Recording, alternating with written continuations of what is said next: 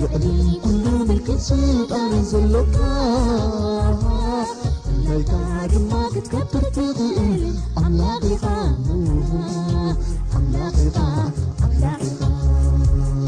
يعلي كل ملك سلطان زلك ليك ما تكبر تقول أملاك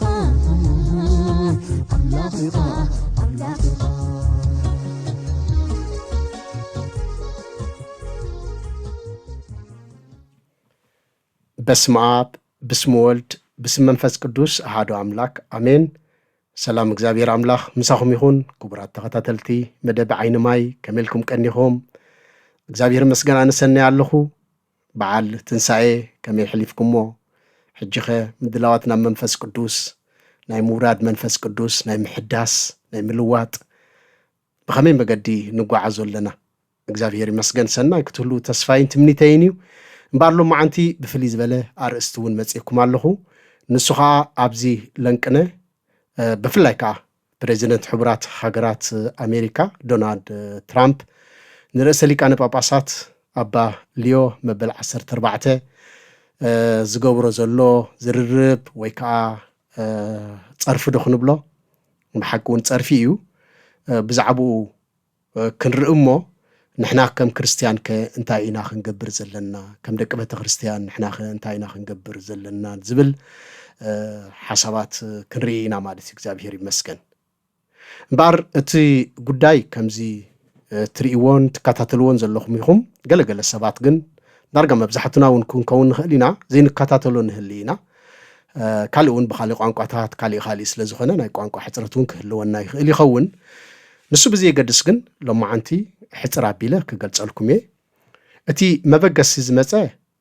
እቲ ኩናት ኣብ መንጎ ኣሜሪካን እስራኤልን ብጥምረት ንኢራን ኣብ ዝወቕዓሉ ዝነበራ ኣብቲ መጀመርያ እዋን ከማኔስ ዳርጋ ከይጀመሩ ከለዉ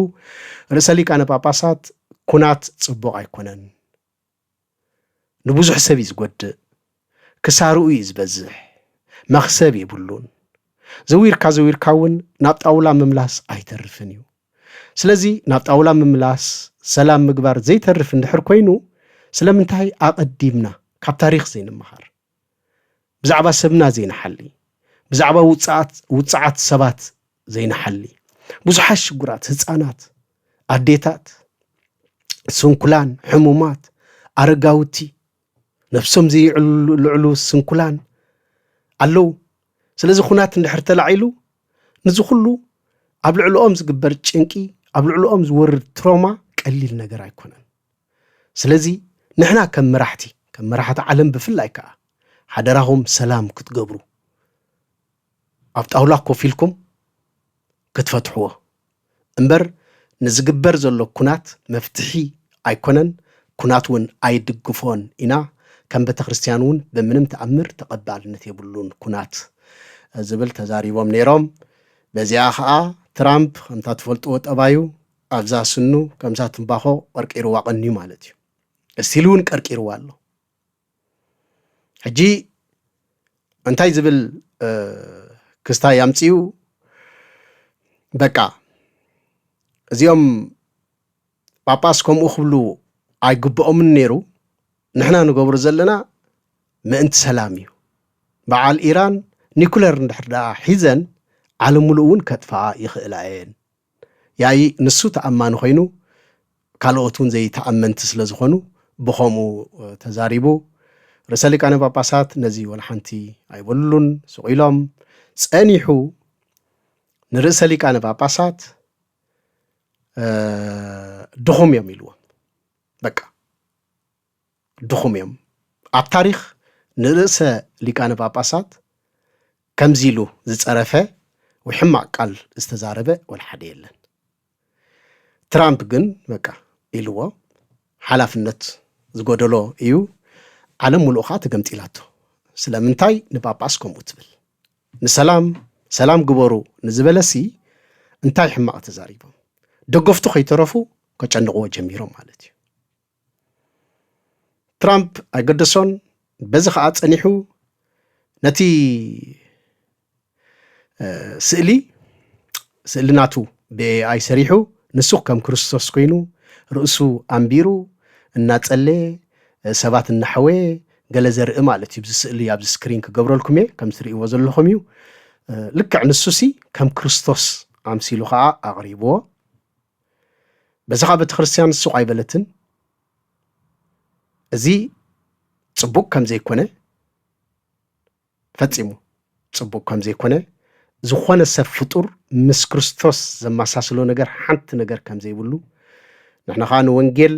ክንጣበቕ ኢና ብዚ ዘለና ስለ ወንጌል ሰማዕትነት ክንከፍል ኢና ዘለና እዚ ትራምፕ ዝገብሮ እውን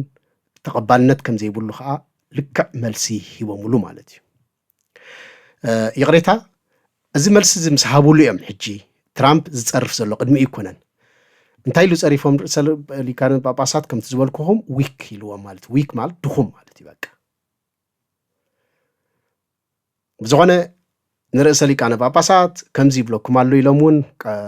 እቸም እቶም ጋዜጠኛታት ከዓ ስርሖም ረኺቦም ከምዚ ይብለኩም ኣሎ ንስኹም ከታይ ትምልስሉ ኢሎም ብዘይገድስ ኣነ እታ ዝተዋሃበትኒ ጽዋዕታ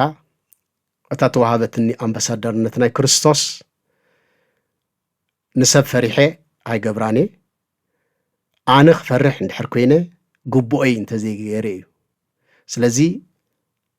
ወንጌል ሰቢኸ እሞ ከዓ ምእንቲ ሰላም ኣዊጄ ከምዚ ኢሉ ዝዛረብ እንድሕር ኮይኑ ንዝኾነ ሰብ ዝፈርሐሉ መገዲ የብለይን ኣነ ንኣምላኽ ዝኣምን ኢሎም መሊሶም ማለት እዩ ብልኡም ኣዘራርባ ስለዚ እቲ ጉዳይ ይኸይድ ዘሎ ንትራምፕ እውን ተመሊሶም ስለምንታይ ከምዚ ኢልካዮም ኢሎም ብዙሕ ቅድሚ ሕጂ ነፍስኻ ምስ ክርስቶስ ኣመሳሲልካ ሕጂ እውን ንርእሰ ሊቃነ ጳጳሳት ከምዚ ኢልካ ትጸርፍ ኣለኻ ስለዚ ቅሬታ ክትሓተለካ ኢሎሞ ኖ ኣነ ቅሬታ ዝሓተሉ ይብለይን እቲ ዝገበርክዎ ስእልኻ ባዕሎም እዮም ሰባት ጠዋዊዮም ናብ ክርስቶስ ናብ ገለ ኢሎም ኣነ ከም ዶክተር በቃ ዶክተር እየ ከም ዶክተር ኣምሳሌ ኢሉ ዋላ ኣብነት የምጽእ ነይሩ ቅድሚ ሕጂ ናይ ካንሰር ዝሓመሙ ብዙሕ ወጻኢታት ገይረ እሕውየ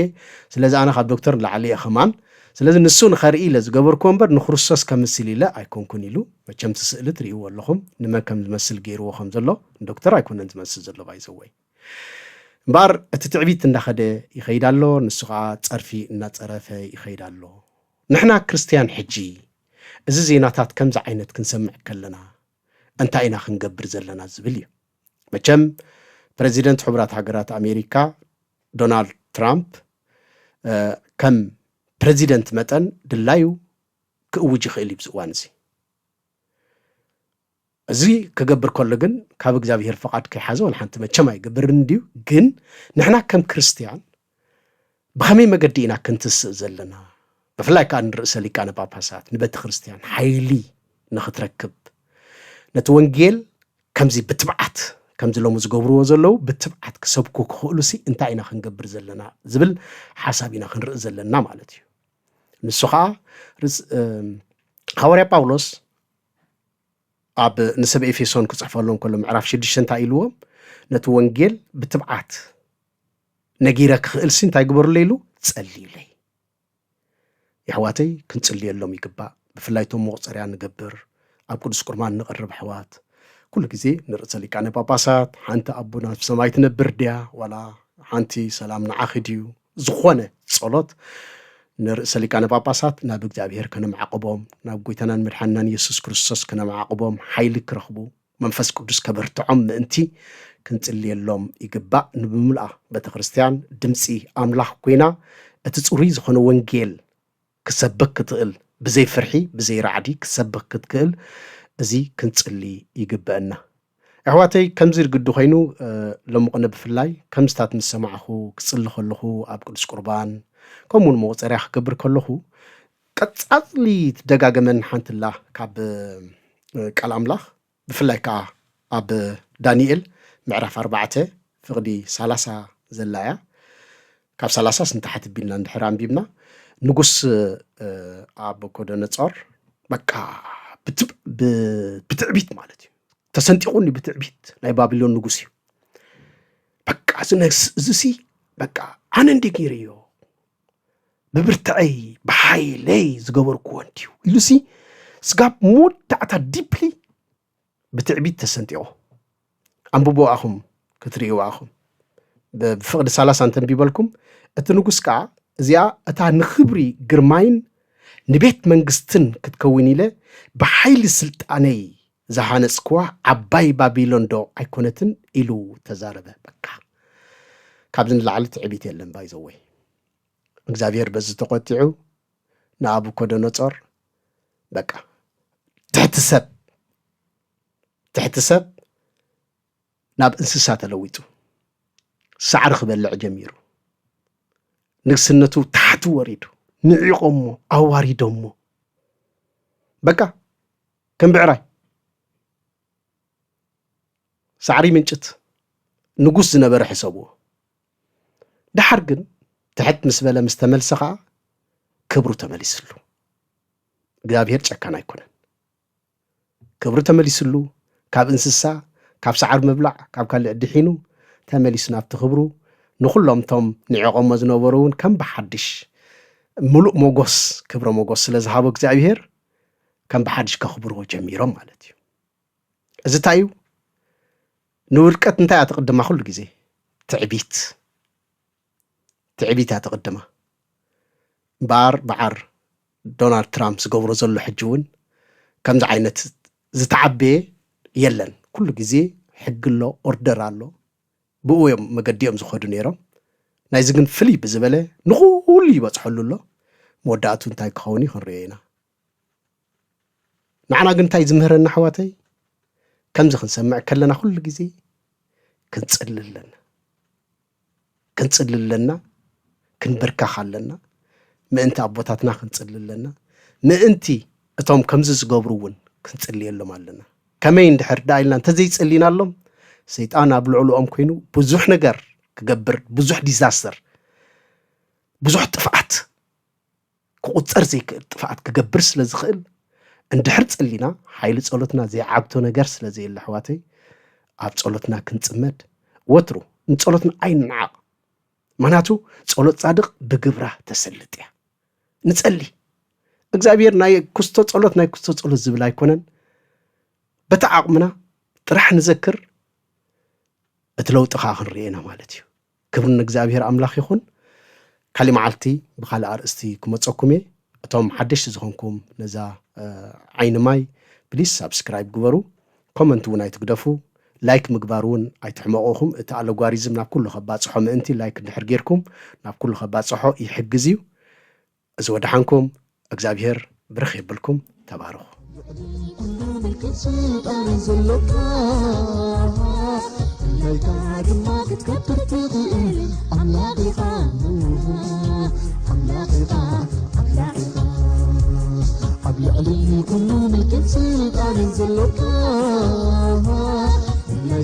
ما بتكبر تقول أملاقي